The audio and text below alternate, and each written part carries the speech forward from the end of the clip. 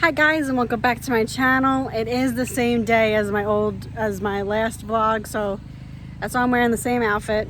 But I have to do laundry, so I figured I'd show you guys how I do laundry off grid. There's many ways you could do it. You have the do it by hand, you have the old school wash and dryer, not the dryer, but like the wash that you like wring it. But I have this. Let me get these clothes off of it so I can show you guys. I don't have much to wash, but I have a blanket and a hoodie that has to get wiped down. But this is my little, it's a washing machine and a spin dryer. You had an issue, Cody? Huh? You got an issue? What's the matter? Kissies? Kissies! Alright, so I'm gonna, the spin dryer gets out a good amount of water. So if you're, and it fits right in your RV shower. We're gonna bring this when we get back on the road. We haven't, but in a while, but I'm happy that we are because I hate the laundromat. Obviously I can't wash our comforter in here, but I can do our sheet and stuff like that, but the sheet has to be by itself, and certain items do have to be washed by themselves. So like hoodies or anything like bulky like jeans, they have to be by themselves. But my shirts and like underwear, leggings, I could do a few of those. So I'm gonna,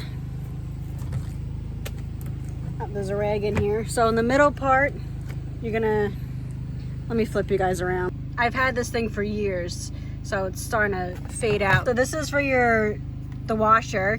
This is, you're gonna put this to drain when it's time to drain the water out of it. You could also do normal or soft, but honestly there's no difference. And this is for the spin dryer, and it gets a good amount of the water out. And we just, you know, if you're in a hot climate like Florida, this will work perfect for you. All right, let's get started on laundry. I also don't know how many watts this pulls, so I have no idea if a portable power station will be able to power this. So I just have one washcloth and the hoodie. I don't know why I can't think of the name. And then I just use the rainwater that's in here. I have a little like mop bucket. I just scoop that up, pour it in there. There is a way that you can use like your sink and attach it and it'll just like automatically fill it up for you, but this is how we do it. And it just plugs right into the RV with a regular plug. You can run it off solar too. So I'm gonna fill that up, get this going, and I'll show you guys once the cycle starts going.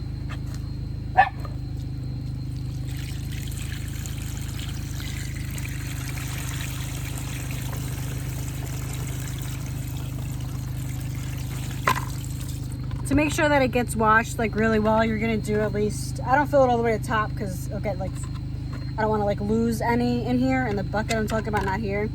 So I fill it up like right where that first line is. So we're probably, well, the top line, so probably at least 2 to 3 times to make sure it's good.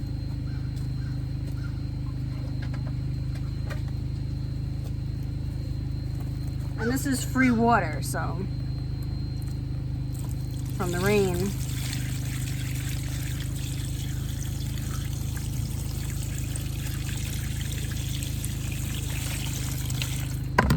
I'm gonna do one more and then it should be good.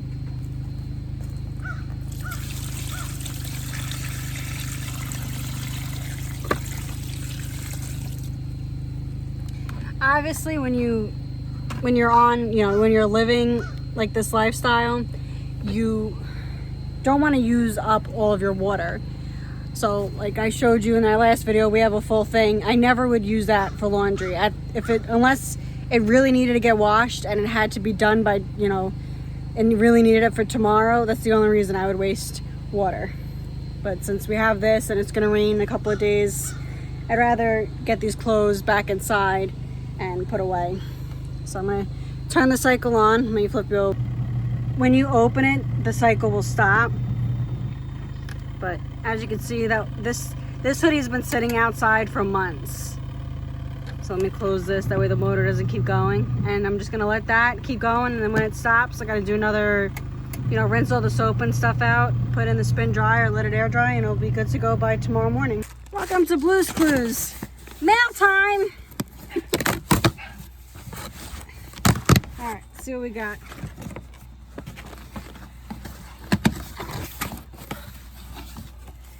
So Sean's been doing really good with cutting out sugar.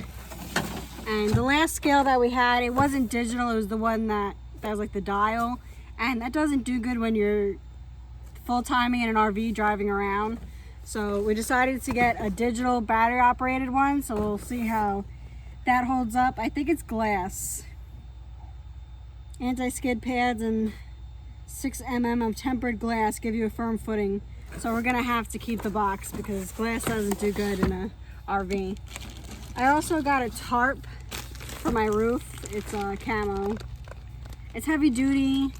Obviously, if a branch hits it, it's, you know, if it goes sideways, you might luck out, but if it goes like straight down, then yeah, it's going right through your roof. But I figured I might as well put a tarp on it while I'm gone. That way the pine needles, the sap, all that other crap will sit on the tarp and not on my actual roof.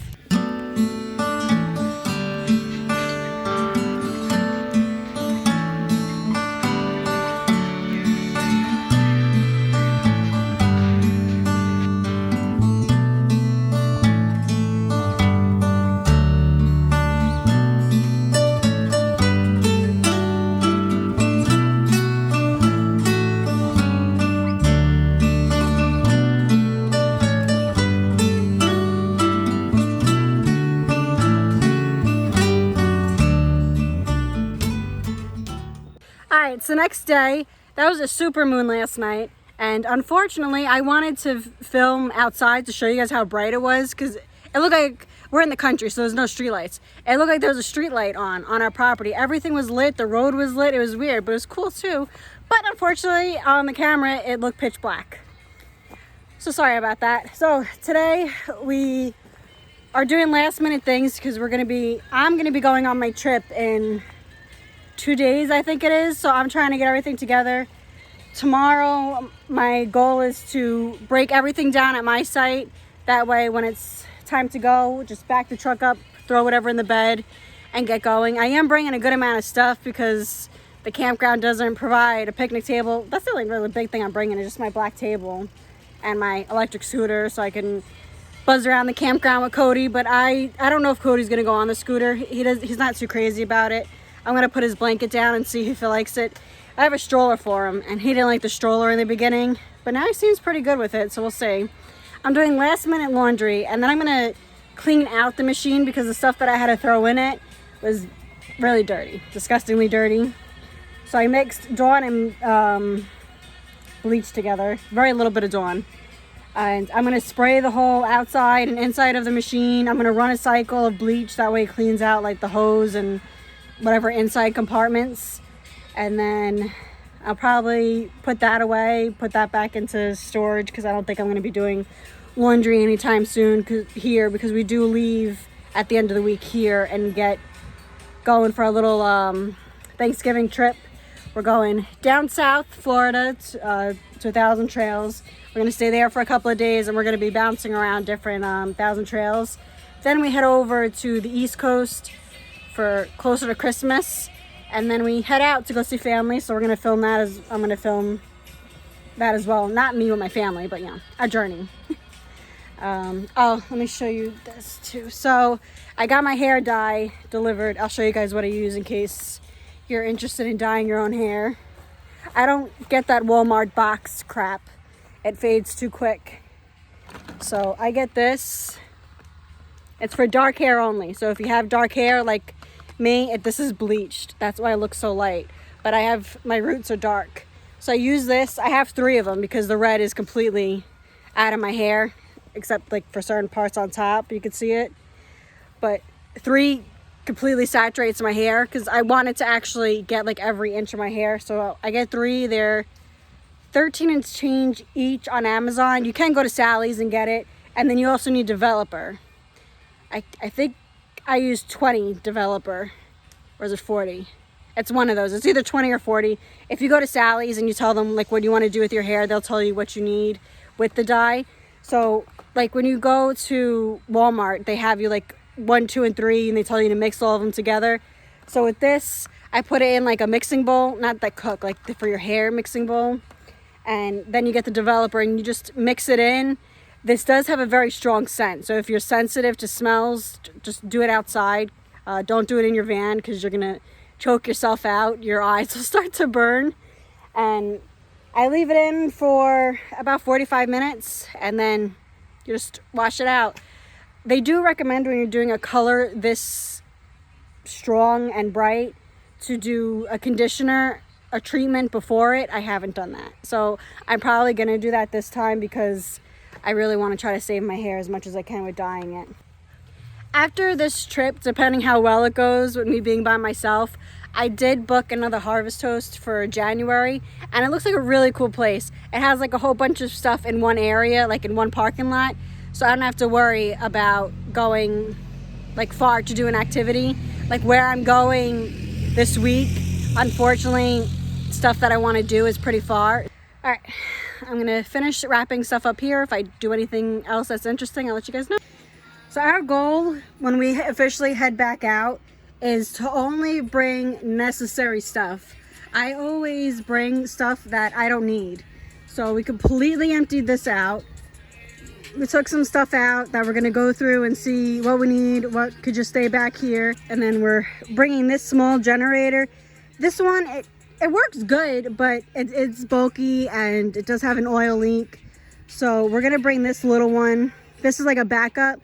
Majority of the times we're gonna be at a campground, but if we are boondocking, like when we head up, we're gonna be staying at a Cracker Barrel for a night. So this can run. The issue is with how small this one is, you could either charge your batteries up or you have to run the AC. But realistically, while we're driving, the batteries charge up with the sun. So we should be able to use this just for AC. It works itself if you try doing both at the same time. This is my door on my Class C. I did this when we were in Quartzsite last year. And in certain areas it held up, but the parts where you really see it starting to come off is the bottom part. I don't know if I want to do this in the 17B or not.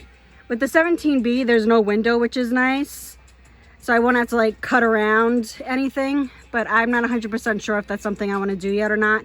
But when we come back, I already have a wallpaper that I want. This is Peel and Stick. And I already know which one I want to get. I could film for you guys if you want, because I know a lot of women like this. And I always get compliments when I'm at campgrounds because I put my little thing that I made right there, and it really like makes it all come together. But it's pretty easy to do. You do have to have a lot of patience. All right, so last night we started watching the Jake Paul fight. We didn't know it was going to be other fighters, boxers. I don't know. I couldn't think of the name for a minute. Let me get out of the sun. It's starting to go down. So when I clicked on it, it's, started at 8 for Netflix. And when I clicked on it, it said 4.5 hours. And I'm like, that's a really long time to fight. I was like, oh, maybe they're just doing like all that time before this fight. Maybe they filmed everything.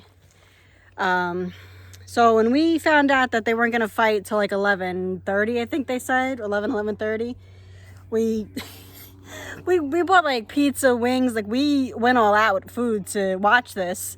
And when they came on and we noticed it wasn't Jake Paul and Mike Tyson that were the first fighters, we ate and then went to bed around, I don't know, 9:30, and we had work in the morning, so that's it.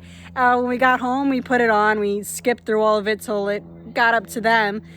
And I don't even know. I think like 5-10 minutes into the fight, we turned it off. They just kept hugging each other in the beginning. I don't know if they stopped like later on, but we got bored of it quick. And honestly, I knew the whole thing was staged and scripted. I even said it in my previous video. And then now there's conspiracy that the contract got leaked and that it was all set up. I don't know. The hype wasn't worth what it was, to be honest. At least we didn't pay for it. Some of those tickets were expensive. If you wanted to be like right in front, a ticket went up to $2 million. I Googled it because I was curious to know. I think they said it was $80 to just get into the door. And I forgot how much they said that the tickets went for. But you could just Google it and I'll tell you what they were for. Alright, so I'm going to tell you guys a story of what happened the day before yesterday. I was going to tell the story, but Sean said I should tell you guys. We just went inside. I started making dinner, and my Ring camera said that it was pitch black. It was like 8:30, 9 o'clock at night. And my Ring camera notified me that it detected a person. Usually it just says that it detects motion, and I'm like, okay, it's probably a car that went by. But 8:30 at night, 9 o'clock, and it going off that there's a person, I'm on alert now. I look back at the camera. You can go back to your previous recordings of like what it picks up. And I didn't see anything. But keep in mind, it was pitch black. So I'm wondering I'm like, oh, maybe the person knows how to hide. I don't know. Maybe they moved really quick and the camera didn't get it. I don't know. So I go outside. I already mentioned that I conceal carry. And I'm trying to fix my camera here. So I go outside with the dogs. That way they can let me know where they're at if there was anybody. It is dangerous to let them out, but I figured instead of me walking outside by myself, if there was somebody just wandering around, at least I have the dogs to alert me. And realistically, Cody will attack. I don't know if Milo would. I think maybe if he senses like that he's not supposed to be here, and maybe like by my voice and stuff. So I step outside. I go, because I don't know for sure if there's somebody here or not. So I go, I'm armed and I have 2 dogs. I'm quiet. I have the flashlight going, checking all around.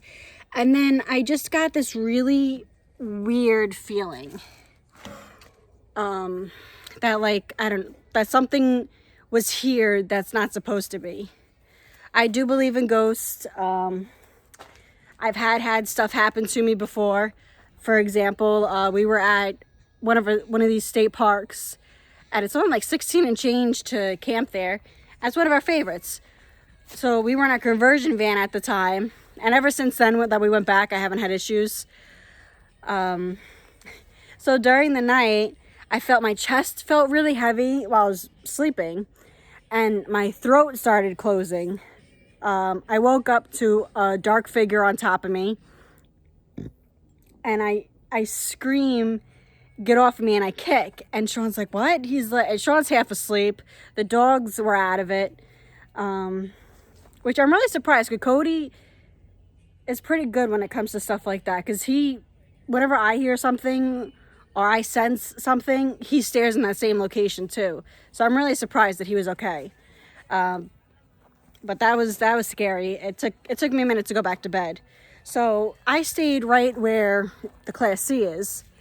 So right over here where the squirrels eat, going towards my camper, I just sense this negative energy, this bad energy, that something is here that's not supposed to be. So I got my sage, and I use one of those like long lighters, and I get the one that has like the button, and then you like use your finger. I hope you guys know what I'm talking about. I don't have it near me right now to show you, but the button kept jamming, and I'm like, I literally just used this to start a fire. So that kept jamming. Then I finally got it going. The sage didn't want to light.